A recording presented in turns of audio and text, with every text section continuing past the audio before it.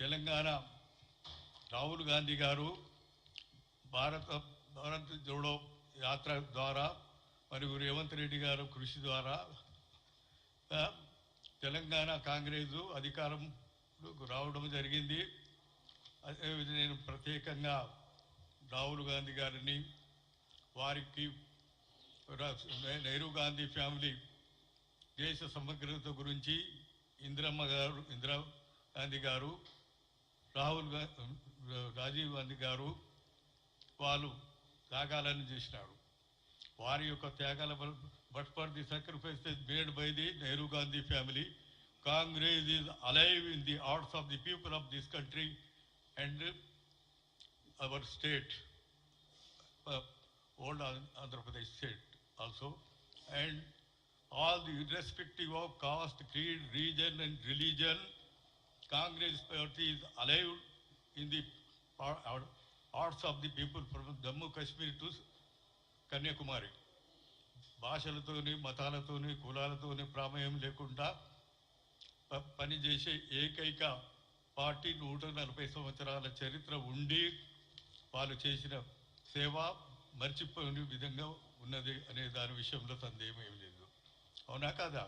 అదేవిధంగా తెలంగాణ రాష్ట్రం గురించి రేవంత్ రెడ్డి గారు ఎంతో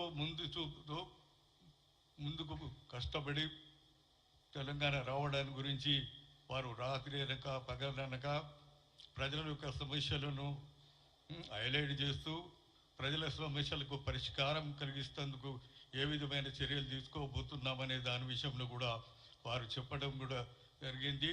వారు ప్రత్యేకంగా పిసిసి ప్రెసిడెంట్గా ఇవాళతో 3 సంవత్సరాలు, రేపైతేనేమో 4వ సంవత్సరంలో పడుతుంది.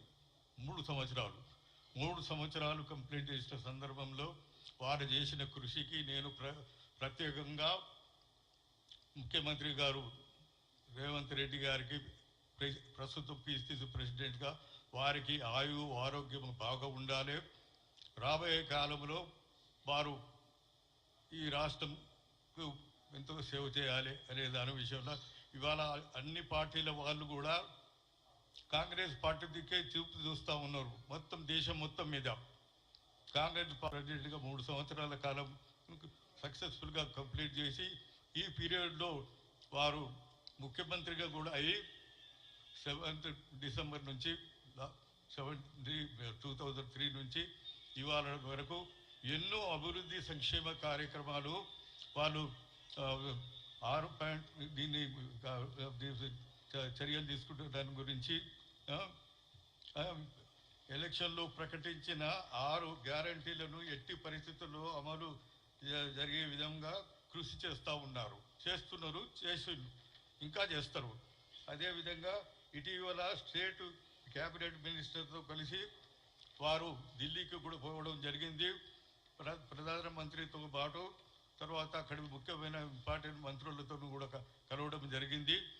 తర్వాత ఇక్కడ మనకు కావాల్సిన వివిధ శాఖలల్లో ఏ పనులు పాతకాలంలో మొన్నటి వరకు ఉన్న ప్రభుత్వము ఏ విధంగా ఫెయిల్యూర్ అయిపోయింది, 10 ఏళ్ళు ఉండి కూడా అటువంటి విధంగా కాకుండా గ్యారంటీలలో 6 గ్యారంటీలలో 5 ఆల్రెడీ అమలు చేసేసినారు.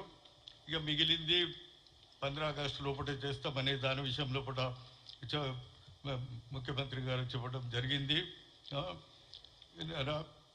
దాని గురించి కాంగ్రెస్ సంక్షేమ పథకాలను చూపి ఇతర రాష్ట్రాల నుండి కూడా, ఇతర పార్టీల నుండి కూడా ఎంతోమంది వేరే పార్టీలకు ఇక్కడ పోతున్నారు. అంతా కాంగ్రెస్ అంటే ప్రతిరోజు చూసిన ఇది.